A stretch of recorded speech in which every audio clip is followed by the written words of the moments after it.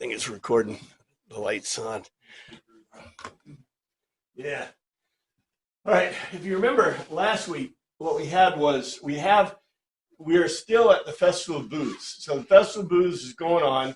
This is where they're living in booths, and the end of the Festival of Booths is the huge event where they rededicate. It's Rosh Hashanah. You got to listen to the shofar on the last day. They pour the living water on the altar. The altar is cleansed.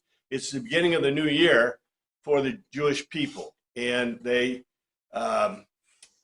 this happens before Hanukkah almost every year. It kind of varies a little bit, but it's the end of the year kind of thing, November-ish, September, November-ish. And they talked about Jesus, and they said, how come Jesus knows all this stuff? And we talked about that, how he would know the Tanakh, how he would know the Torah, he would know all that stuff. The things that normal people would not know and that they were interested about is that he understood the Mishnah, the Talmud, and of course the arguments around the Talmud, the arguments about the Mishnah. So it's not, these are all cultural based things, right?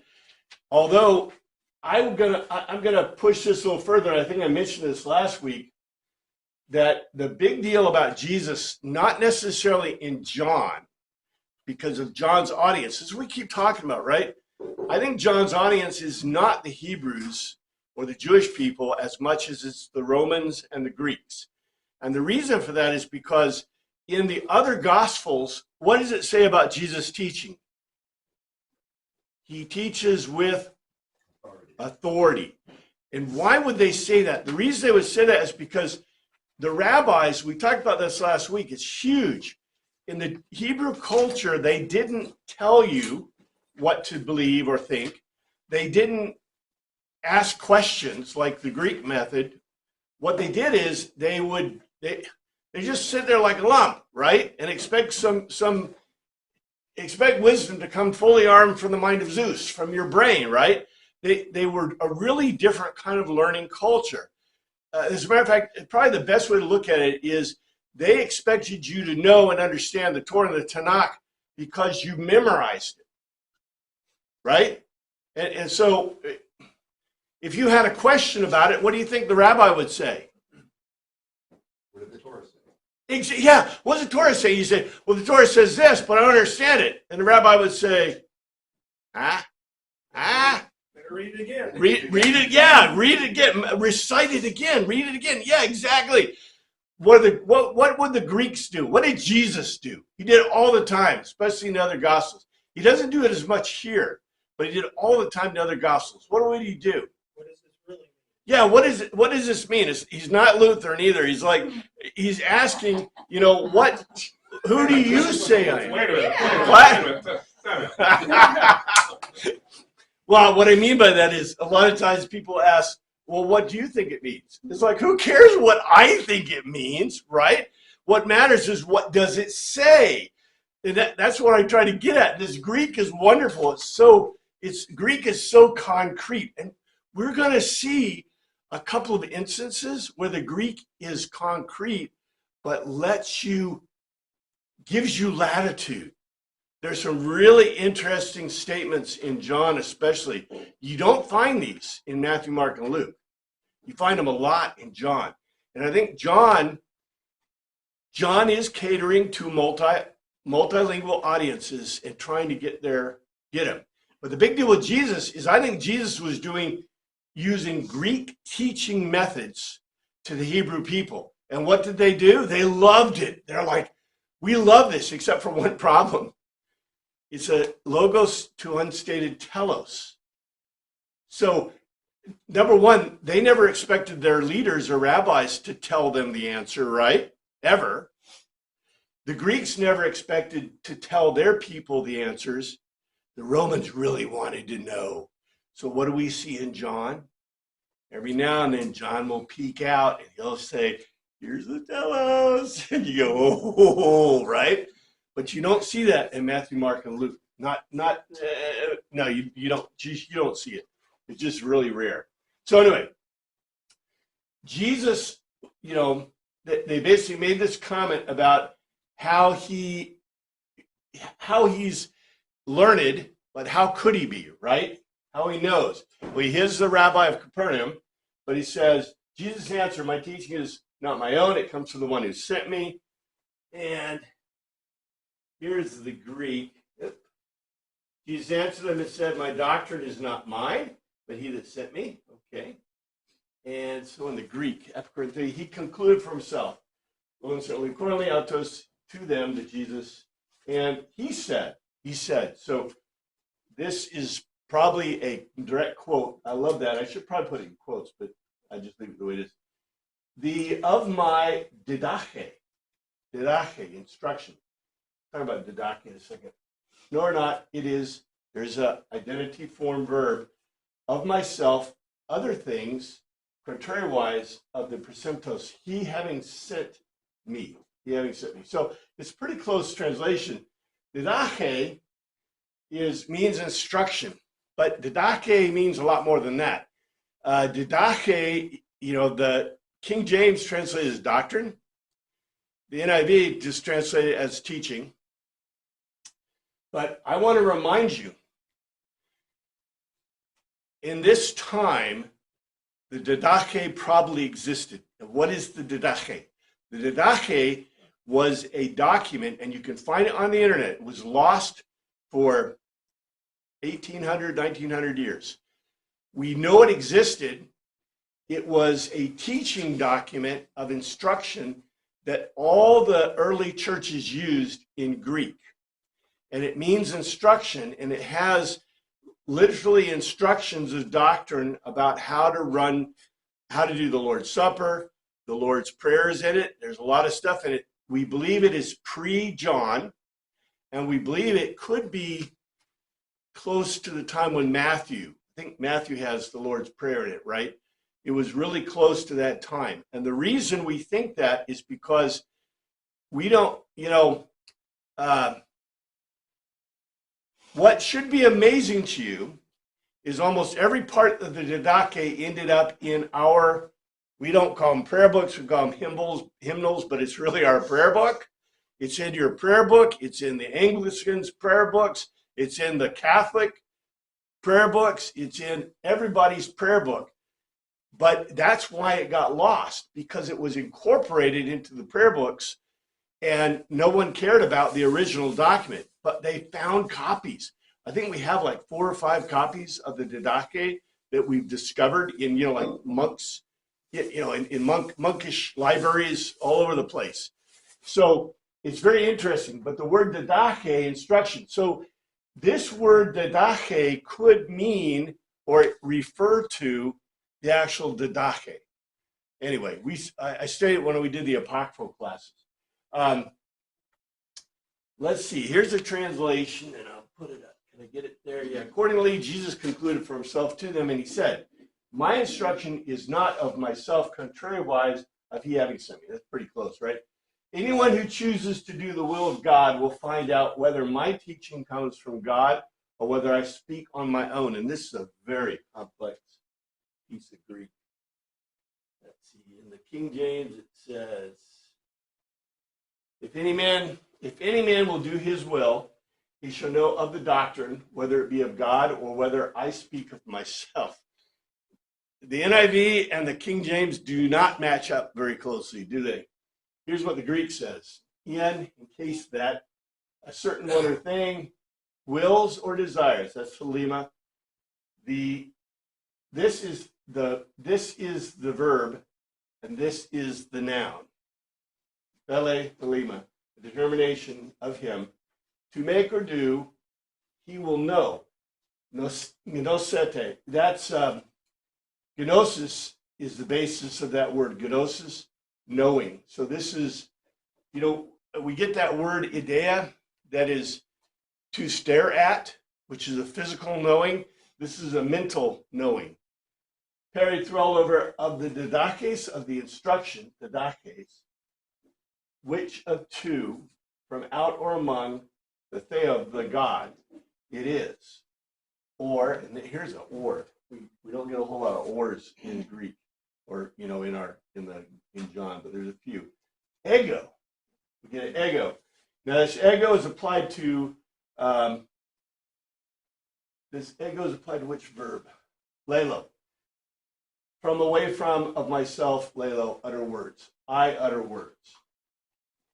Okay, so let's see if we can even get a sense of this. In case that a certain one desires the determination of him to do, he will know through the instruction which of the two from out it is, of the God or away from myself, I utter words. So I told you, this is a very complex Greek thought. Much more, if you saw the NIV had one expression, the King James had another expression, and then we're left with, okay, when a translator hits a very complex Greek structured piece like this, what do?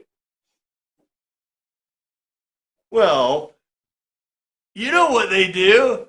Let me figure this out. What would make sense, right, to the translator?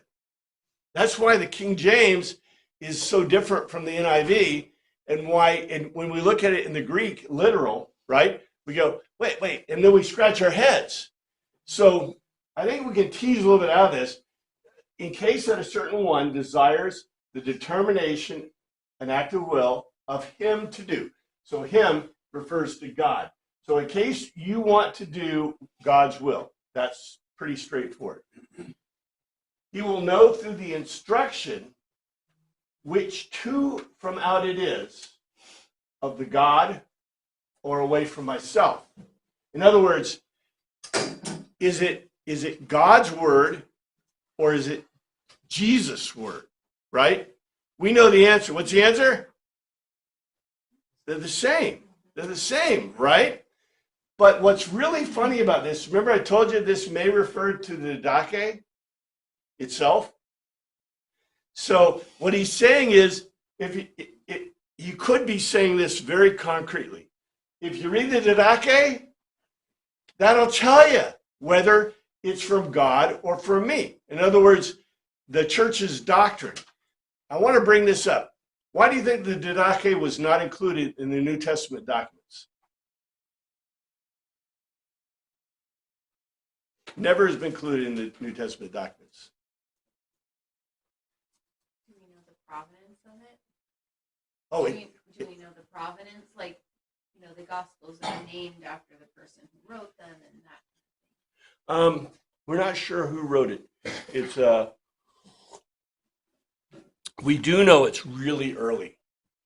There are traces of it throughout. In fact, you find some traces in some of the you never find traces in Gnostic documents. You never find mix in Gnostic and regular New Testament stuff. But I don't think there's any problem with the antecedents, passing the bibliographical tests, passing the tests. The problem with the Didache is its doctrine. What did the New Testament, not authors, but the collectors of the New Testament, what did they want to include? What were they interested in? What Jesus said, he did, histories. History. That's what I'm looking for, because look, they're Greek. They're writing in Greek.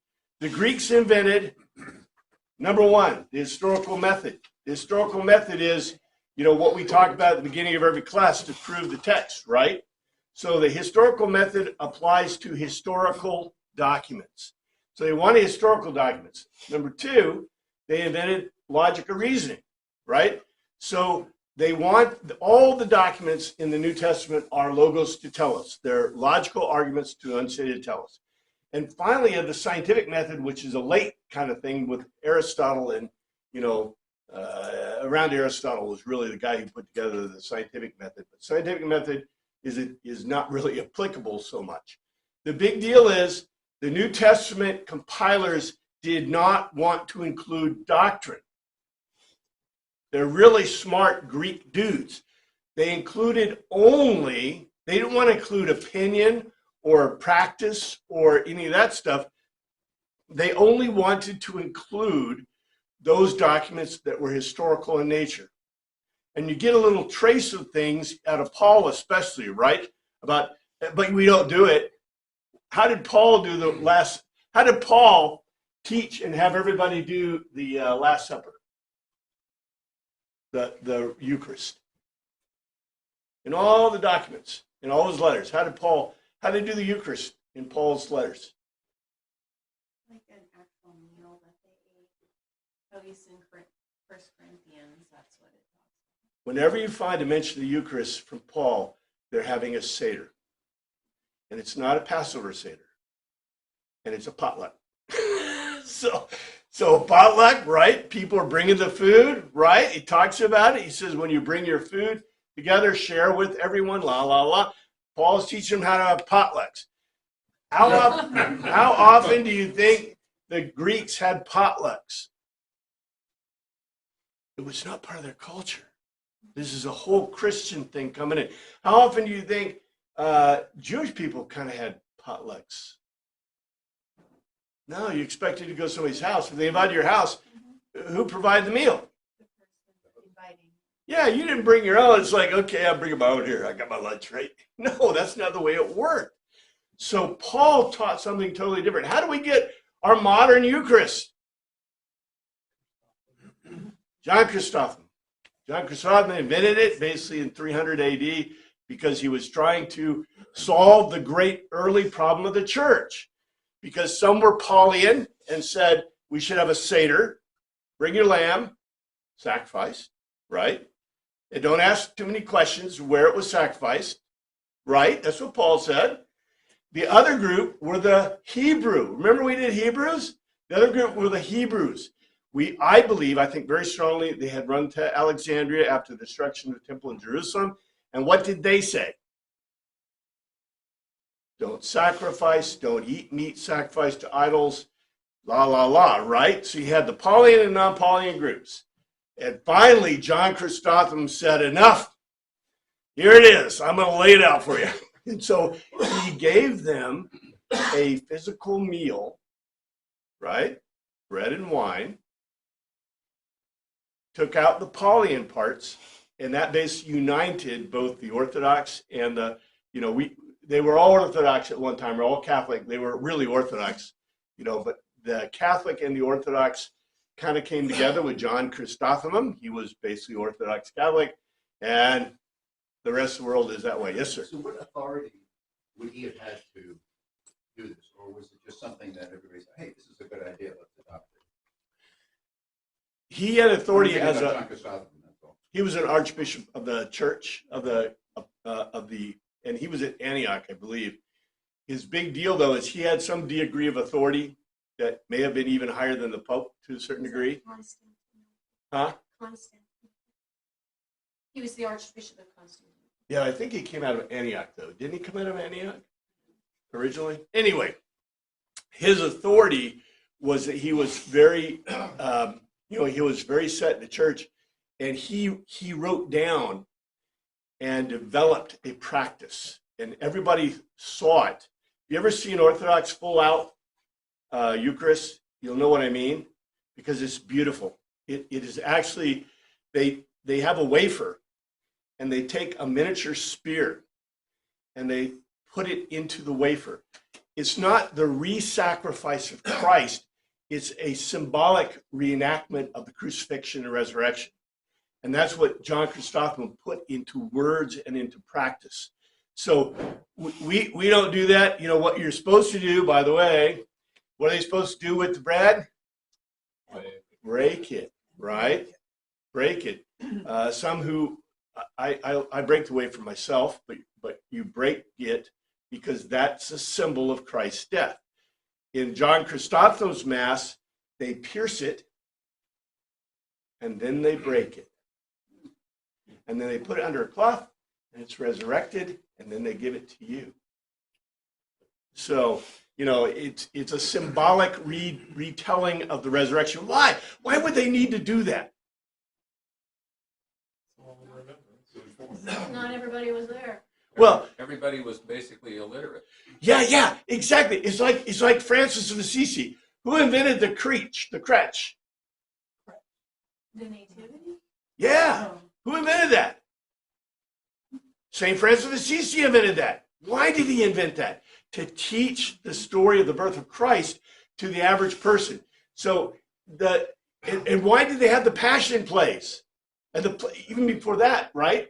The Passion plays are to show the people the gospel because they didn't have books. They're like Martin Luther. Hey, Marty, you study for your tests? Oh, I don't know. I've never seen a Bible before, right? Oh, Marty Luther. And then finally he found a Bible that was in Latin, chained, one of 5 books, by the way, in that library. It was a huge library with 5 books. And he finally found a copy of the New Testament, maybe old too, but it's probably just New Testament in Latin, probably from Justin Martyr. And he opened it and read it for himself for the first time in his whole life. Read a Bible. That's the world. That world is different than ours. We carry our Bible from 2nd grade. You got your Bible, right? And even before that, you might have a little one. Just saying, the world is really different. Do you have something? Oh, I was just going to comment. In the Acts, they were more communal living as well. You mentioned potluck for Paul, but in Acts, were they communal and they're eating? That is the most mistranslated, misunderstood part of the whole Bible, in my personal opinion. The reason they were communal is what were they doing every day? Sacrificing, because it says in Acts, and I did Acts, remember? In Acts it says they were sacrificed, they were at the temple every day. You don't teach at the temple, you don't pray at the temple. What do you do at the temple? You sacrifice at the temple.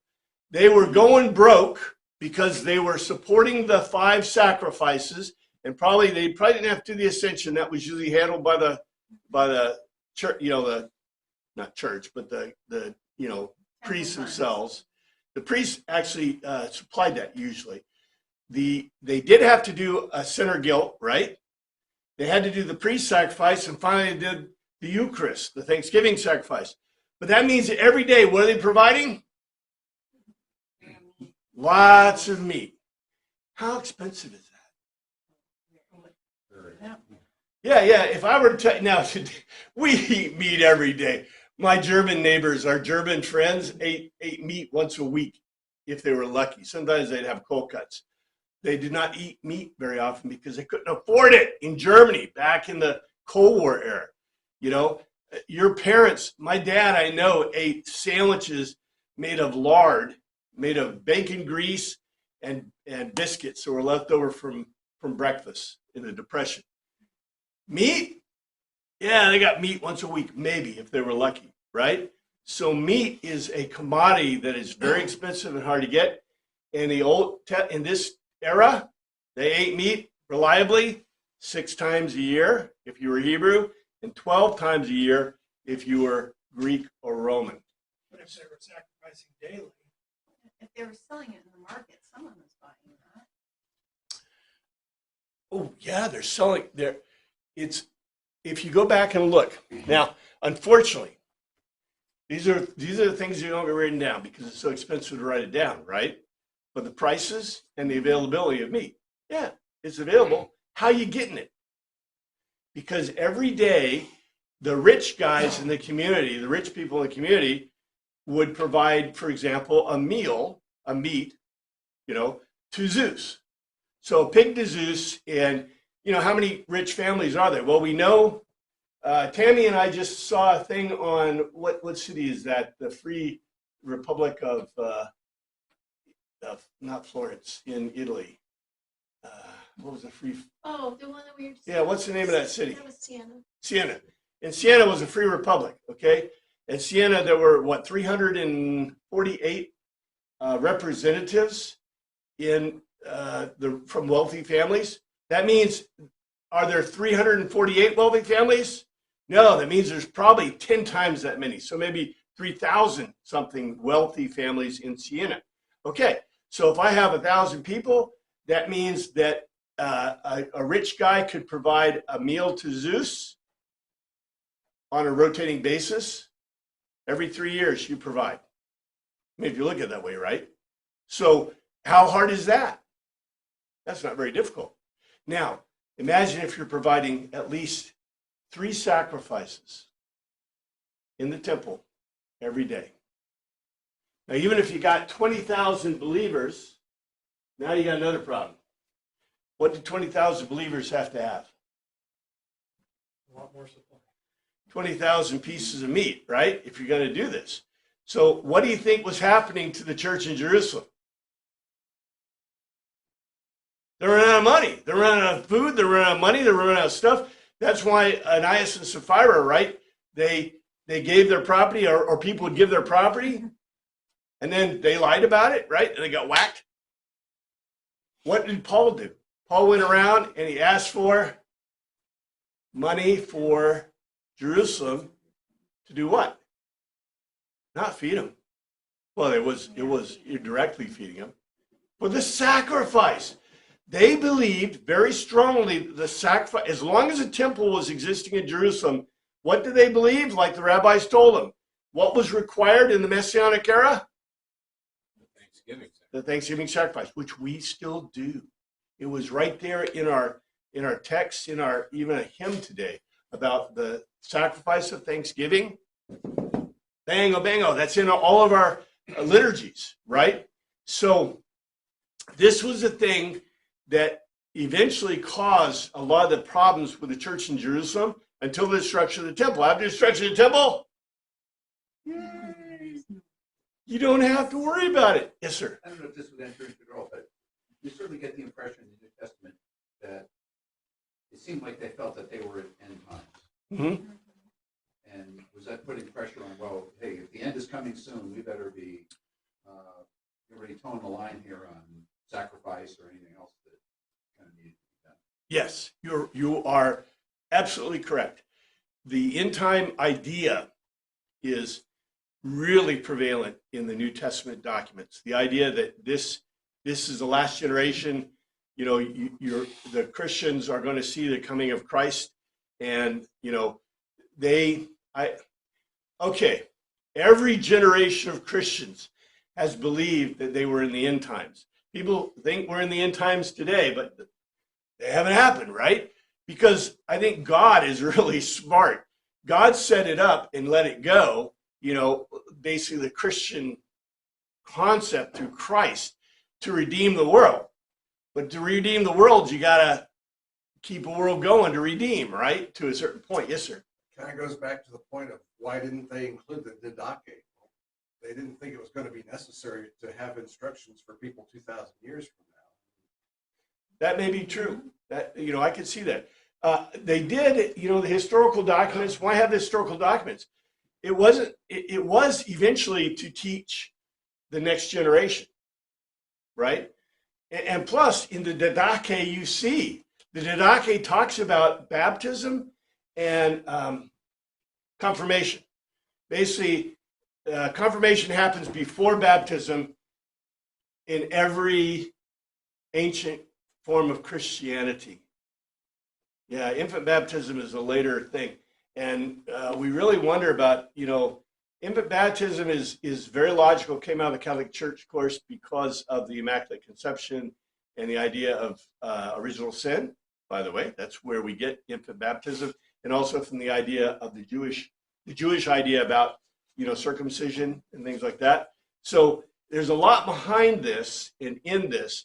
Is it bad? No, it's not bad. It's a promise to a kid. But remember, it requires water and the word. So if you got the water, you can't just fire hose somebody with baptismal water and say, you're all saved, right? And it doesn't do any good to say the words over them. Where's the word got to be? The Logos has got to be in the person, right? You got to be convinced about Christ. So anyway, that's a Holy Spirit thing. As Lutherans say that. Lutherans say it's a Holy Spirit thing, which is pretty good, pretty scriptural. All right. So this is a complex kind of thing, but it continues. Whoever speaks on their own does so to gain personal glory, but he who seeks the glory of the one who sent him is a man of truth. There is nothing false about him. Here's the Greek. This is another long one. He that speaketh of himself seeketh his own glory, but he that seeketh his glory that sent him, the same is true, and no unrighteousness sent him. Okay, this is a little different between the King James and the NIV, but I think they're pretty close to each other. But look how big this is, how long this is. A lot longer. Isn't that a lot longer than the NIV and the King James? So let's see. The app away from Hitto of himself, Leilon, he uttering words, the doxing. Ooh, doxa. Whenever you see doxa, you think, Glory. and Romans. Yeah, Romans. Yeah, doxa is a Roman thing, right? Doxa. And by the way, the Greeks do care about good opinion. That's why they have this wonderful word. They really do care about good opinion. But who really cares about good opinion? The Romans. The Greeks want good opinion based on their ideas. The Romans want good opinion based on their actions. So different cultures and societies, but it's really interesting. If you remember, the Greek word is charis. Charis is, look at charis. Charis is not good opinion. That's grace, right? We translate grace, but it really is a greeting. Charis means I'm greeting you as an equal, on an equal footing. Charis, right? Doxa means what? Are we on an equal footing? Maybe, maybe not. If I got doxa, you ain't got no doxa, right? I'm the one. So it's very interesting. And of course, the Hebrews are shalom, peace. They're supposed to not want much conflict. If you're not asking questions, you're probably not having much conflict. The Ideon, and this is from ego. So that's own self, right? Idea. He seeks to worship or plot. There's that word we get all the time. He's seeking to worship or plot twice. The doxin, okay, of the pacintos, he having been sent, we saw that before.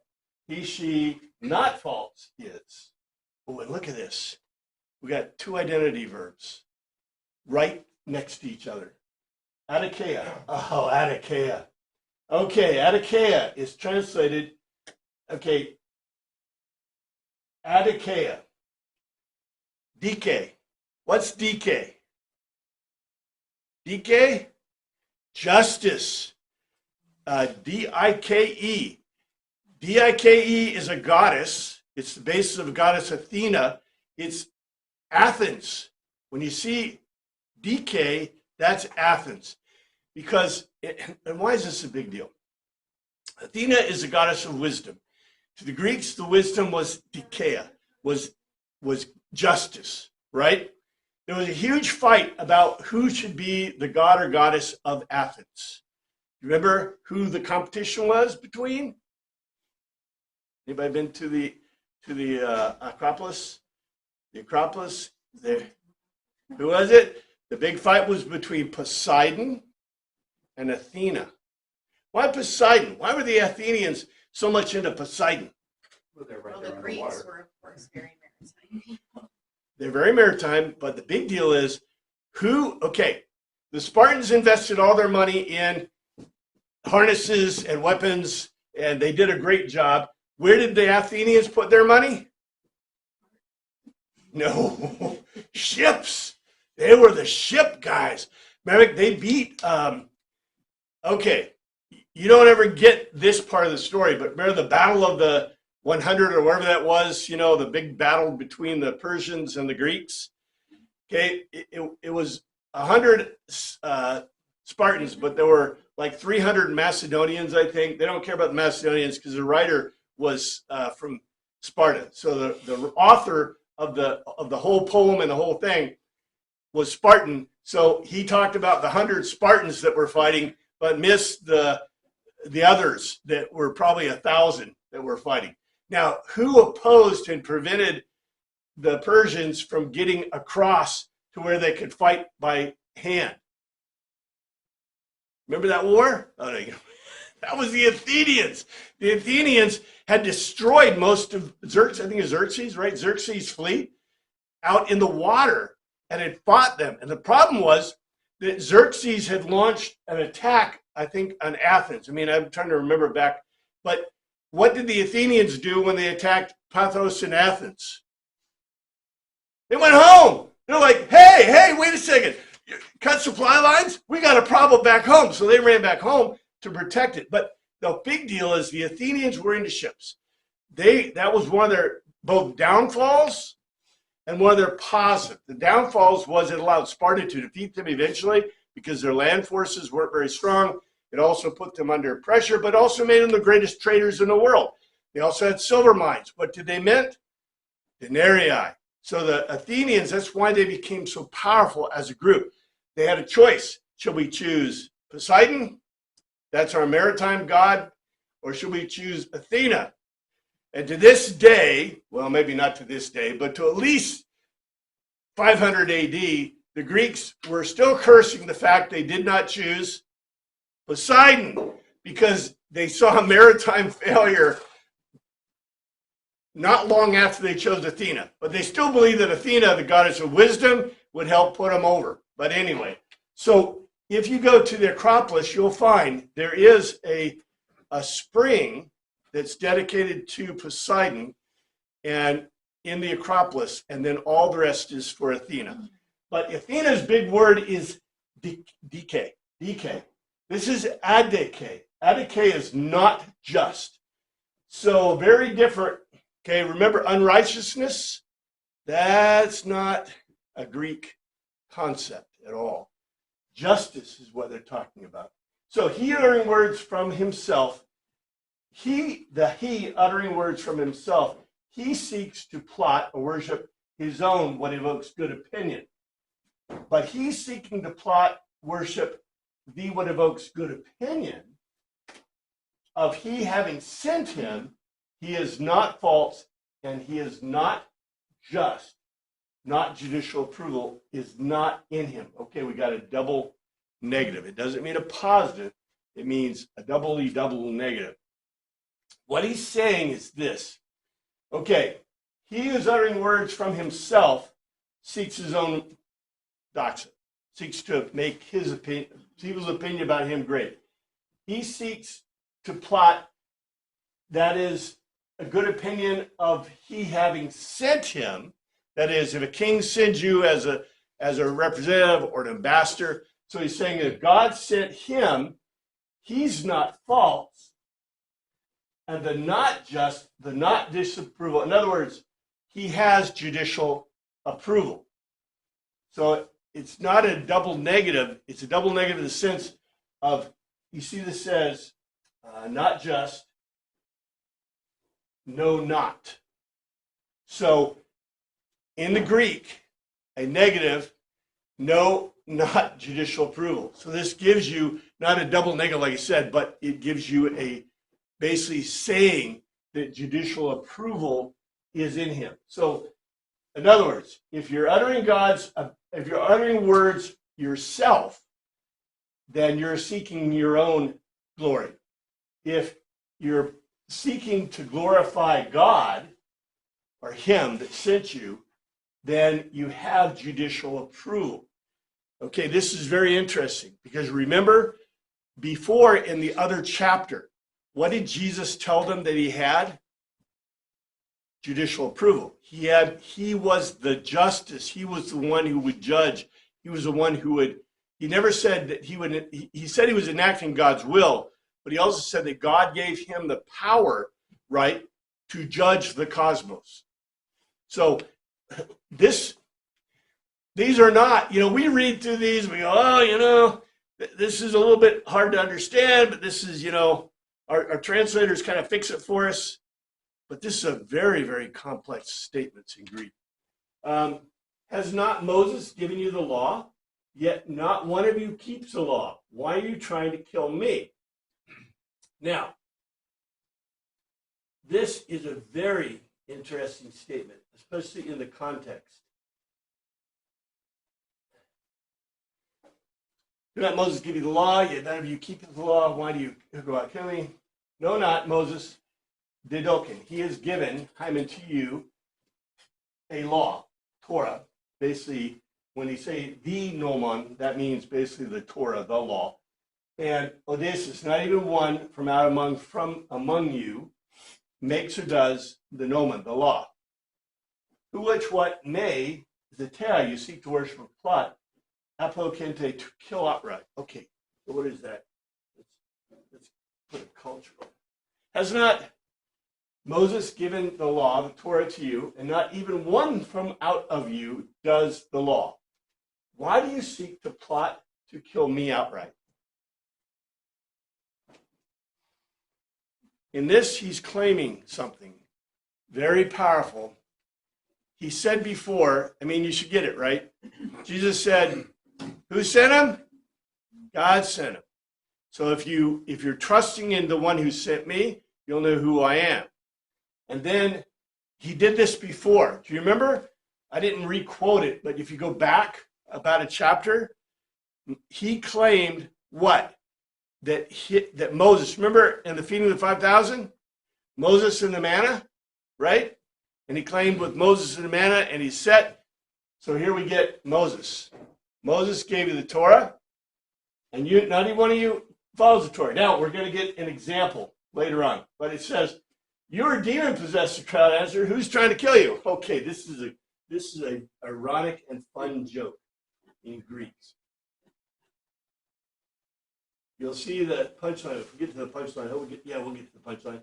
People answered and said, now it's the devil who goeth about to kill thee. Okay. It concluded for itself, the throng, an evil spirit, daimonon, an evil spirit. This is not our favorite diabolo, right? Diabolo meaning no argument.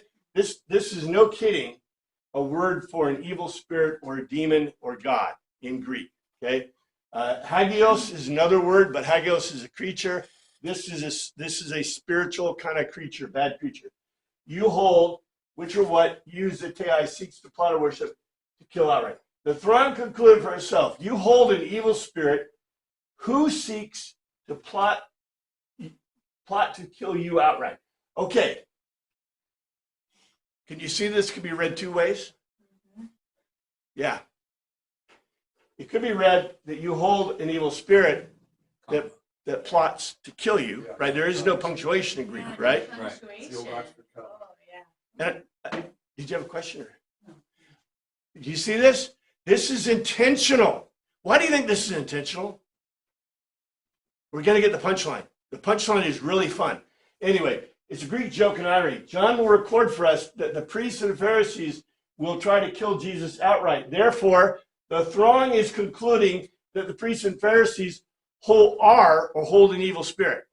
And the reason this is kind of a double entendre or a double meaning in the text is so that you get, in the Greek, right? You kind of get this. Oh, is he saying that the evil spirit is seeking to kill him? Or who is seeking to kill you?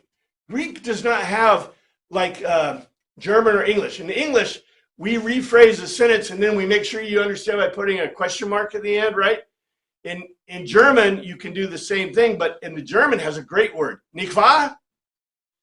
Sind Sie Deutsche? Sie sind Deutsche, nicht wahr? It's the question word. In Greek does not have a question word like that. In other words, the Greeks, when you ask a question in Greek, it looks like a statement. And that's true of a lot of questions, right? So you can, in many times in English, you can say a question with a statement. Just point that out. And languages are really complicated. So anyway, and we don't have any punctuation. All we get is the words, and we get the forms, right? So if you look at the forms, you say, well, I can pick that out. Well, no, it's not quite that easy, right? There's the form is in here too. And that's why I translate it the way I did. It's accusative. This is an accusative case. The crowd is nominative case. Accusative case. You have, and you notice these are the verbs, okay? This is the third person. This is the second person, so you have is correct. And to kill this is that's a special case in Greek that's basically an indeterminate fate that does not specify. It's like in English, we say to kill. Well, who is it? You, we, it doesn't matter. It's to kill, it's a specific thing. So if you try to pull this out, you see the who is a nominative, and the you, that's you, so it's preposition, and it's accusative preposition. But also, demon is an accusative preposition. I know, this gets really complicated. I should probably draw it out, but I don't want to take the time to do that. Just trust me, this is an obvious case in Greek where they want you to have not a totally concrete understanding, because like I said, it is a joke. Well, joke, when I say a joke, I don't mean that the writer is giving you a ha-ha, right? I mean that the author is using irony and satire in a Greek fashion, so that if you understood Greek, you'd probably chuckle, right? If you were a Greek person of the era and you heard this, especially when we get to the punchline, you go, ha, right? You think that was funny. It doesn't necessarily mean it's a comedy routine. It means that the author is using some really effective and deep, methods of teaching and developing. Jesus said to him, I did one miracle and you are amazed. All right, this is a very fun text here. Jesus said, I've done one work and you all marvel. What does it say in the Greek? He concluded for himself, Jesus concluded for himself, and he said to them, one ergon, toil, I made or did, and pantos, all the whole you wonder. Okay, it isn't a miracle. Well, he did a miracle, right? Jesus had called them works. Our translators help us, kind of, by telling us something that really didn't happen in the Greek, right? Because if he meant a miracle, or if he meant a ceremonial or supernatural indication, he would have said semeon, right? But he didn't say semeon. He says toil, okay? Jesus concluded for himself, and he said to them, one toil I did, and you all wonder. He's reminding them back to the miracle he did. Yet because Moses gave you circumcision, though actually it did not come from Moses, but from the patriarchs, you could circumcise a boy on the Sabbath. Okay, remember he said you don't follow the Torah? That was his comment. He said you don't follow the Torah. He's going to prove how they don't follow the Torah. That's the point of this whole statement here. Moses gave you circumcision, not because it was of Moses, but the fathers, and ye on the Sabbath day circumcised a man. Now this is interesting itself. Moses therefore gave you a circumcision, not because it is Moses, but the fathers. And ye on the Shabbat day circumcised men. Well, we could talk about this. This is a little bit of a complex kind of thing. It's interesting. Then the NIV said boy, this King James says man. Well, let's see what the words are. If it's boy, it's poking, something like that. If it's man, it's going to be anthropos. All right? Through he, she, Moses, the doken given to you, the periomen, a cutting around. Literally, peritomen means to cut around, circumcision. Ok or not, that or because, out from among of Moses, it is. There's that identity. All other things contrariwise from out among the patron of fathers, patron. And in Sabbato, a 7th day of the week, Sabbath, 7 days a week, peritimente, you cut around. This is a verb, that's a noun. Anthropon, a man. So there's your answer. It doesn't say boy. Our translators, again, wanted to fix the text for you because they knew John was wrong, right? Why would you circumcise a man when you're supposed to circumcise the boy on what, the 8th day or whatever? Okay, so. Well, sometimes there were converts to Judaism and they did get circumcised. I agree. Yes, sir. I noticed that the parentheses there, the second line, circumcision, is that where we got the word ouch? I mean, The Greek is really cute. You know, ak, ach. They're all no or not. But and when are they used? They're used. They're ancient Greek. All languages in 1917 went through a phase, a change, great change, where they, what do you call them? They fixed the consonants, they fixed the alphabet, they fixed the pronunciations. They got rid of, like the Greeks had 124 different combination sounds, and they got rid of them and it just went to, you know, they don't have trailing sigmas anymore. I think they went all to all regular sigma. Anyway, it's Greek and most languages, except English, went to this astounding change back in the 1917. Almost every language did. English did not, like I said. But the big deal with this word is, when do you use o, ach, or ach? And the Greeks would say, when it sounds right. Well, what are you going to do about that, right? We're English speakers, we want a rule. The Greeks are philosophers. They say, they don't cares about rules. Does it sound right? As a matter of fact, you know how in English we have contractive forms, right? I'm, you know, you'll, et cetera, right? The Greeks have contractive forms too, but most of them are Allah and met and Allah. And I don't know if we have an Allah in here, but we've seen an Allah. But when do you put it in?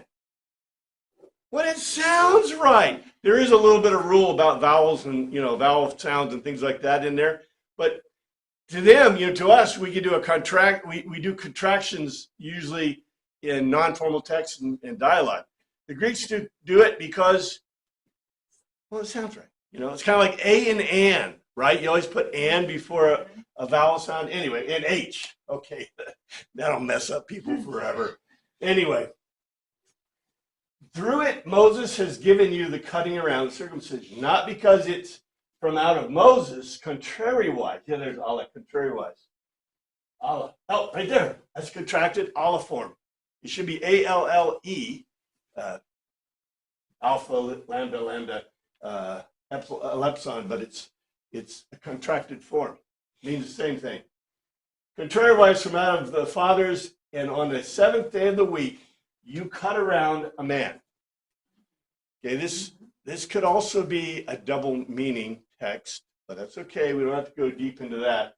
The thing that's very interesting about this is what he's going to, did he say it? Yeah, well, this is Leviticus. The reference is Leviticus. Like the next one, that's all right. So, here's the point, big point. Why do you think Jesus is telling the Jewish people about circumcision?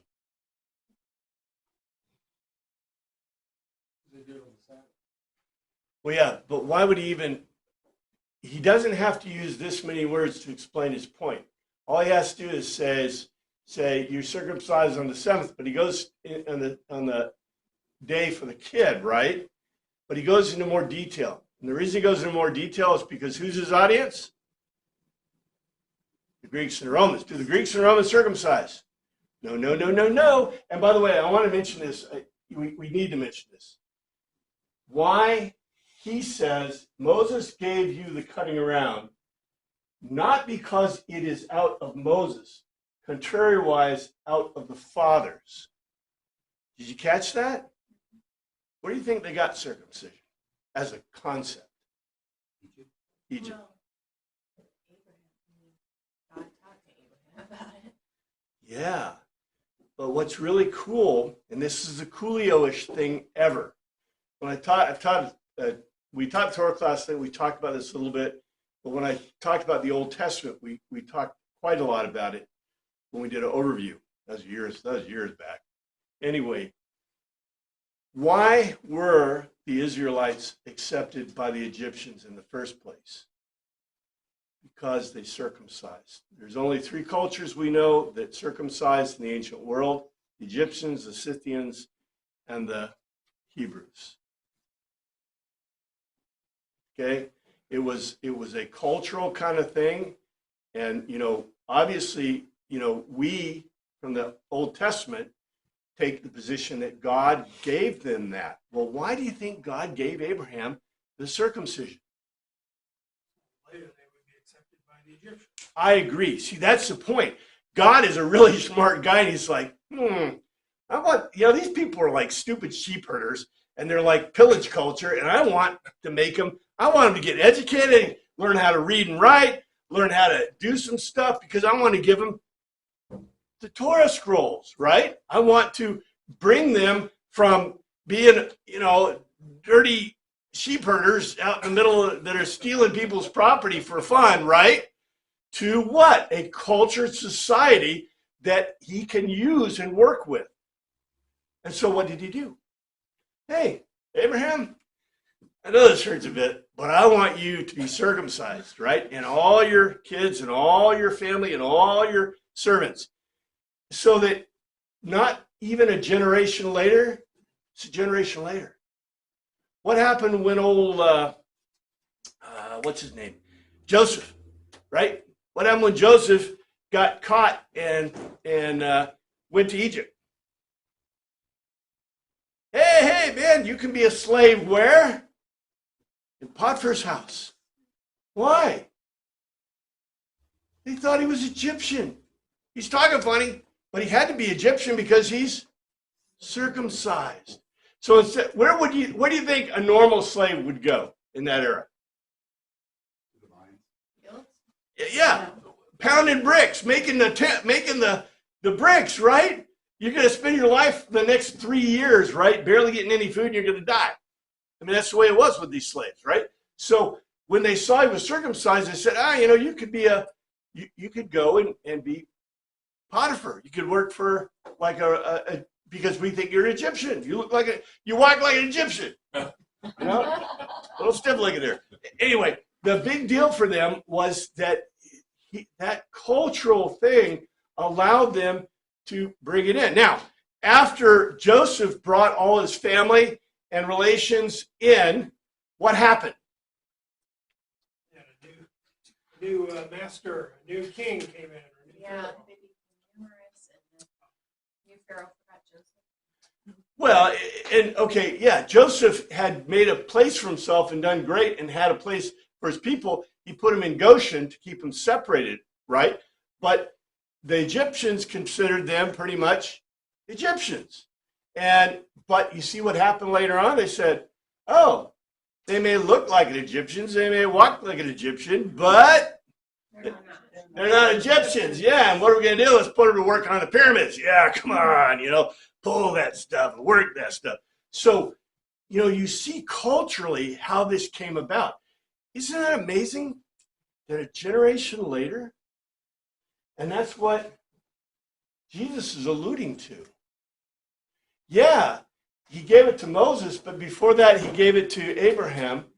And I think Jesus is alluding to the fact that the point of it, what do you think, what was God's whole point of it?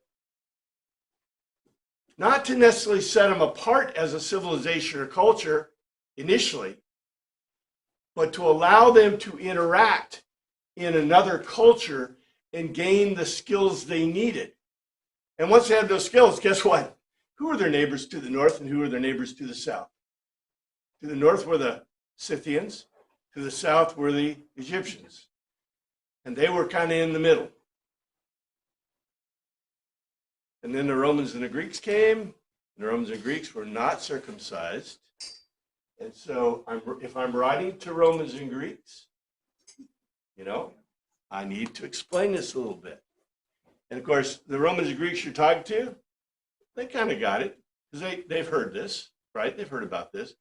This may be a big, deep secret to them because they're like, what would you would do what? Right? Right? Anyway, we'll continue this. Thank you, Father, for your word. We pray you look after this preaching. Let me pray, amen.